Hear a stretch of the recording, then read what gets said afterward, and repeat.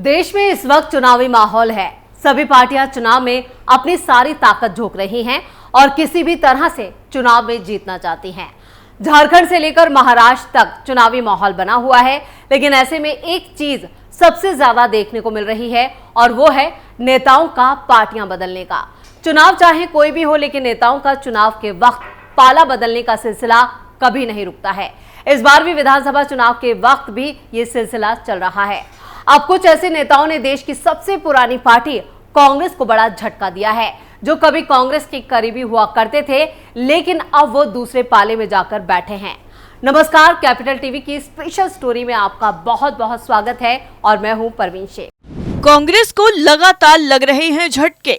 चुनाव से पहले नेताओं ने बदला पाला। दरअसल केरल के पलक्कड़ विधानसभा सीट पर होने वाले उपचुनाव को लेकर केरल में कांग्रेस को बड़ा झटका लगा है, जहां युवा कांग्रेस के पूर्व नेता ए.के. शानिब ने पलक्कड़ विधानसभा सीट पर उपचुनाव निर्दलीय उम्मीदवार के तौर पर लड़ने की घोषणा की है, जिसने कांग्रेस को टेंशन में डाल दिया है। कांग्रेस ने इस सीट से युवा कांग्रेस अध्यक्ष राहुल ममकुटाथिल को प्रत्याशी बनाया है, जिसे लेकर शानिब नाराज चल रहे थे। ममकुटाथिल को प्रत्याशी बनाए जाने के विरोध में शानिब ने पिछले हफ्ते ही पार्टी से इस्तीफा देने की घोषणा की थी। अब कांग्रेस को झटका देते हुए शानिब ने 22 अक्टूबर को एक प्रेस कॉन्फ्रेंस में इस सीट से अपनी उम्मीदवारी का ऐलान कर दिया, जिसे लेकर उन्होंने कहा कि वो 24 अक्टूबर को अपना नामांकन दाखिल करेंगे। सतीसन और परामबिल पर लगाए थे आरोप। इससे पहले शानिब ने विधानसभा में विपक्ष के नेता वी.डी. सतीसन और परामबिल पर बीजेपी को फायदा पहुंचाने का आरोप लगाया था। उन्होंने सतीसन पर 2 अन्य लोगों के साथ पार्टी पर कब्जा जमाने और बीजेपी को फायदा पहुंचाने के लिए पलक्कड़ में उपचुनाव कराने के लिए परामबिल को पलक्कड़ से वडाकरा लोकसभा सीट पर स्थानांतरित करने का आरोप लगाया था। इन आरोपों को दोहराते हुए शानिब ने कहा है कि मैंने ये सुनिश्चित करने के बाद ही फैसला लिया है कि मेरी उम्मीदवारी से बीजेपी को किसी भी तरह का फायदा ना मिले। परामबिल वडाकरा सीट से हैं एमपी। इससे पहले कांग्रेस की डिजिटल मीडिया इकाई के पूर्व संयोजक पी सरीनन ने भी सतीसन और परामबिल के खिलाफ ऐसे ही गंभीर आरोप लगाए थे। सरीन को पार्टी ने पहले ही निष्कासित कर दिया है। अब वो पलक्कड़ से माकपा के समर्थन वाले निर्दलीय उम्मीदवार हैं। आपको बता दें कि पलक्कड़ विधानसभा सीट पर निर्वर्तमान विधायक और कांग्रेस नेता शफी परामबिल हाल में हुए संसदीय चुनावों में वडाकरा सीट से लोकसभा में चुने गए। इसी वजह से यहां उपचुनाव कराने की जरूरत पैदा हुई। इतना ही नहीं, केरल के अलावा भी कई राज्यों में कांग्रेस को झटका लगा है। मध्य प्रदेश में कांग्रेस को डबल झटका। मध्य प्रदेश में 2 विधानसभा सीटों पर हो रहे उपचुनाव में उम्मीदवार के नाम के ऐलान के साथ ही दोहरा झटका लगा है। उम्मीदवारों की घोषणा होने के साथ ही कांग्रेस के एक नेता ने पार्टी से नाता तोड़ लिया है। वहीं लोकसभा चुनाव कांग्रेस के साथ गठबंधन कर चुनाव लड़ने वाले समाजवादी पार्टी भी अब इससे अलग हो गई है। समाजवादी पार्टी ने बुधनी विधानसभा सीट से अपना अलग उम्मीदवार चुनावी मैदान में उतार दिया है।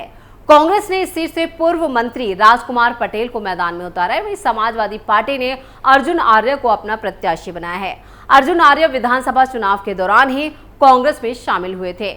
उपचुनाव में कांग्रेस द्वारा उम्मीदवार के नाम का ऐलान किए जाने के बाद अर्जुन आर्य ने कांग्रेस से इस्तीफा देकर समाजवादी पार्टी का दामन थाम लिया था। वो अब कांग्रेस के लिए मुश्किल खड़ी करेंगे। बीजेपी ने इस सीट से पूर्व सांसद रमाकांत भार्गव को अपना उम्मीदवार बनाया है। पार्टी छोड़ने से पहले लिखा पत्र। समाजवादी पार्टी के टिकट पर चुनाव में उतरे अर्जुन आर्य ने कांग्रेस के राष्ट्रीय अध्यक्ष मल्लिकार्जुन खड़गे को खत लिखकर कांग्रेस नेताओं पर आरोप लगाया। उन्होंने पत्र में लिखा कि कांग्रेस में रहकर मुझे ये महसूस हुआ कि पार्टी में जनता का नेतृत्व करने वाले लोगों को दबाया जाता है। कांग्रेस पार्टी के तथाकथित बड़े नेताओं और उनकी परिक्रमा करने वालों को ही पार्टी आगे बढ़ाती है। पार्टी में दलित, पिछड़े, आदिवासी, अल्पसंख्यक की सिर्फ बात की जाती है, जबकि पार्टी में सिर्फ बड़ी जाति के सामंती सोच के लोग ही पार्टी में राज कर रहे हैं। ये सामंती अपने गुलामों को ही अवसर देते हैं। मध्य प्रदेश के तमाम सीनियर नेता जो प्रदेश के मुख्यमंत्री रह चुके हैं, उन पर यहाँ पर तमाम नेता बीजेपी से मिले हुए इस तरह के आरोप लगाए गए। पिछले बुधनी विधानसभा में या फिर पिछले विदिशा के लोकसभा चुनाव में पार्टी ने नकली उम्मीदवार उतारे। पहले भी सपा में रह चुके हैं आर्य। अर्जुन आर्य पहले भी समाजवादी पार्टी में रह चुके हैं। पिछले विधानसभा चुनाव में वो कांग्रेस में शामिल हुए थे, तब उनके विधानसभा चुनाव में उतारे जाने की खूब चर्चा हुई थी, लेकिन पार्टी ने यहां से अरुण यादव को चुनाव में उतारा था। 2023 के लोकसभा चुनाव में पार्टी ने विदिशा सीट से विक्रम मस्ताल को चुनाव में उतारा था। अर्जुन आर्य को कमलनाथ और दिग्विजय सिंह दोनों का करीबी माना जाता था। राजस्थान उपचुनाव में कांग्रेस को बड़ा झटका। राजस्थान में लोकसभा चुनाव में जिस गठबंधन के सहारे कांग्रेस ने बड़ी जीत हासिल की थी, अब उन्हीं सहयोगी दलों के साथ उपचुनाव से पहले समीकरण बिगड़ते दिख रहे हैं, जिसकी शुरुआत 84 और सलम्बूर विधानसभा सीट पर हो चुकी है। कांग्रेस के नेता सहयोगी दलों को लोकसभा चुनाव में सीट छोड़ने का त्याग याद दिलाकर वादा निभाने की दुहाई देते रहे हैं। इधर भारत आदिवासी पार्टी ने सलम्बूर और 84 से उम्मीदवारों के ऐलान के साथ ही अकेले चुनाव लड़ने का ऐलान कर दिया है। साफ तौर पर वागड़ मेवाड़ की इन दोनों सीटों पर त्रिकोणीय मुकाबला होने से कांग्रेस की राह आसान नहीं होगी। भारत आदिवासी पार्टी ने 84 से अनिल कटारा और सलम्बूर सीट से युवा चेहरे जितेश कटारा पर दांव लगाया। इन दोनों सीट के ऐलान के साथ ही कांग्रेस और बीएपी के बीच गठबंधन की अटकलों पर ब्रेक लग चुका है। कांग्रेस को उपचुनाव में गठबंधन की थी आस। दरअसल इस साल लोकसभा चुनाव के दौरान बांसवाड़ा डूंगरपुर लोकसभा सीट पर बीएपी प्रत्याशी राजकुमार रोध और बागीदौरा उपचुनाव में बीएपी के जय कृष्ण पटेल को कांग्रेस ने समर्थन दिया था। लेकिन जब चुनाव परिणाम घोषित होने बाद जब राजनीति प्रदेश के मुद्दों पर एक बार फिर केंद्रित होने लगी, तो कांग्रेस के सहयोगी दल कहते सुनाई दिए कि गठबंधन तो राष्ट्रीय स्तर पर था। बीएपी हो या आरएलपी, दोनों ही राजनीतिक दल कांग्रेस से अलग लाइन लेते दिखाई दिए। खास बात यह है कि कांग्रेस का प्रदेश नेतृत्व गठबंधन के बारे में हाईकमान के स्तर पर विचार होने की बात भी कह रहा था, लेकिन इससे बीएपी ने बिना देर किए फैसला लेते हुए कांग्रेस को जरूर परेशान करने की कोशिश की है।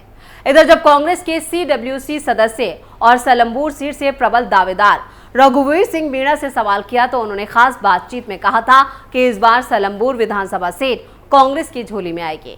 बीएपी के लिए कांग्रेस पहले ही बांसवाड़ा लोकसभा सीट और डूंगरपुर बागीदौरा सीट छोड़ चुकी है। अब उनकी बारी है देने की।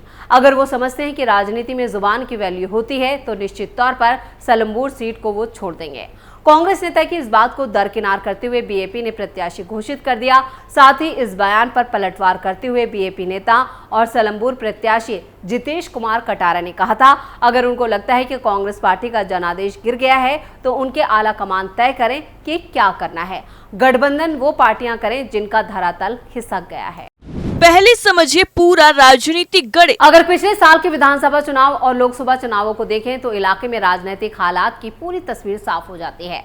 84 सीट पर कांग्रेस प्रत्याशी ताराचंद भगोरा की जमानत जब्त हो गई थी, जबकि बीएपी प्रत्याशी राजकुमार रोध को 53% से ज्यादा वोट मिले थे, जबकि बीजेपी प्रत्याशी सुशील कटारा को 21% से भी कम वोट मिले। जबकि सलम्बूर सीट पर कांग्रेस प्रत्याशी रघुवीर मीणा के वोट बैंक में बीएपी ने सेंधमारी की थी, जिसका काफी नुकसान पार्टी को उठाना पड़ा। बीजेपी प्रत्याशी अमृतलाल मीणा को 80,086 और रघुवीर मीणा को 65,395 वोट मिले थे और इस सीट पर हार का अंतर 15,000 के करीब था, जबकि जितेश कटारा ने बीएपी से ताल ठोकते हुए 51,000 से भी ज्यादा वोट हासिल किए थे। उम्मीदवार ने पहले ही मारी थी पलटी। लोकसभा चुनाव में जनजातीय अंचल में कांग्रेस के दिग्गज आदिवासी नेता महेंद्रजीत मालविया ने कांग्रेस छोड़ दी थी। इसके बाद बीजेपी ने बांसवाड़ा डूंगरपुर सीट पर जीत हासिल करने के इरादे से मालविया पर दांव लगाया। कांग्रेस ने इसके बाद अरविंद डामोर को उम्मीदवार घोषित कर दिया था, लेकिन दिग्गज नेता की बगावत के बाद कांग्रेस ने फैसला पलटते हुए बीएपी को समर्थन दिया। हालांकि डामोर पर्चा वापस लेने से इनकार कर दिया और वो कांग्रेस उम्मीदवार बतौर चुनाव लड़े। इसके बाद कांग्रेस ने आधिकारिक तौर पर बीएपी का समर्थन करने का ऐलान किया था। बावजूद इसके बीएपी प्रत्याशी को बड़ी जीत हासिल हुई। हालांकि अब जब एक बार फिर से चुनाव का माहौल है, ऐसे में कांग्रेस को एक के बाद एक बड़े झटके लगते जा रहे हैं। स्पेशल स्टोरी में फिलहाल के लिए इतना ही। बाकी खबरों के लिए देखते रहिए कैपिटल टीवी। वीडियो कैसा लगा कमेंट करके अपनी राय जरूर दें। वीडियो को लाइक करें, शेयर करें और कैपिटल टीवी को सब्सक्राइब जरूर करें। नमस्कार।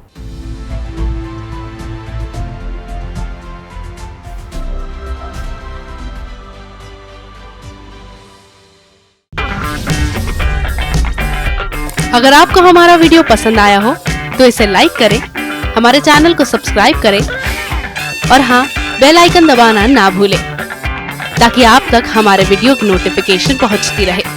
आप अपना सुझाव हमें कमेंट बॉक्स में दे सकते हैं। हमारे साथ जुड़ने के लिए शुक्रिया।